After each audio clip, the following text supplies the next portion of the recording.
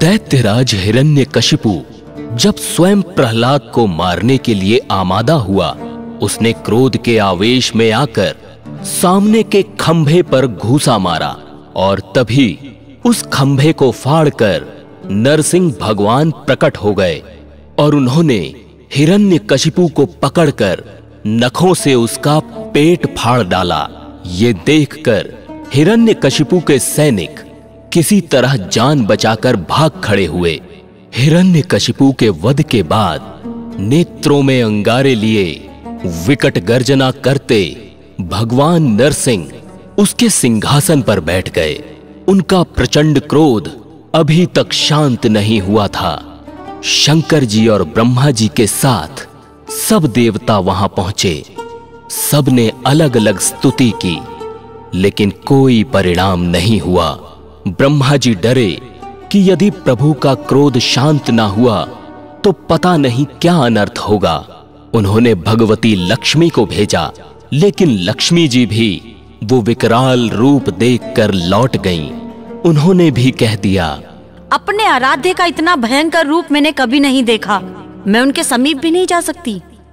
अंत में ब्रह्मा जी ने प्रहलाद से कहा, बेटा, तुम ही जाकर भगवान को शांत करो। भय क्या होता है? प्रहलाद को तो जैसे मानो ये ज्ञात ही नहीं था। वे सहज भाव से प्रभु के सम्मुख गए और दंडवत प्रणाम कर भूमि पर लेट गए। भगवान नरसिंह ने स्वयं उन्हें उठाकर गोद में बिठा लिया और वात्सल्य के मारे जिह्वा से उनका मस्तक चाटने लगे। कुछ देर बाद उन त्रिभुवननाथ ने कहा, बेटा, मुझे क्षमा कर, मेरे आने में बहुत देर हुई।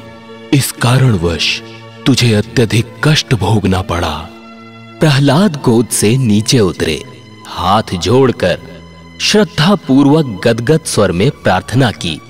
भगवान ने कहा, प्रहलाद, मैं प्रसन्न हूं। तेरी जो इच्छा हो वो वरदान मांग ले। प्रहलाद बोले, प्रभु, आप ये क्या कह रहे हैं? जो सेवक कुछ पाने की आशा से स्वामी की सेवा करता है, वह कदापि सेवक ही नहीं है। आप मेरे परम उदार स्वामी हैं और मैं आपका चरणाश्रित सेवक हूं। यदि आप मुझे कुछ देना ही चाहते हैं तो यही वरदान दें कि मेरे मन में कभी कोई कामना हो ही नहीं। भगवान सर्वज्ञ है। उन्होंने एवमस्तु कहकर कहा, प्रहलाद, कुछ तो मांग ले।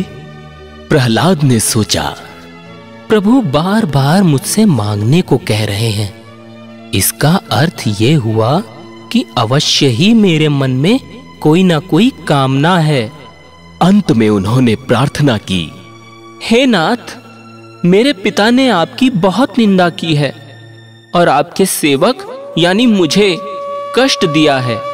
मैं चाहता हूं कि वे इस पाप से छूटकर पवित्र हो जाएं। इस पर भगवान नरसिंह हंस पड़े और बोले,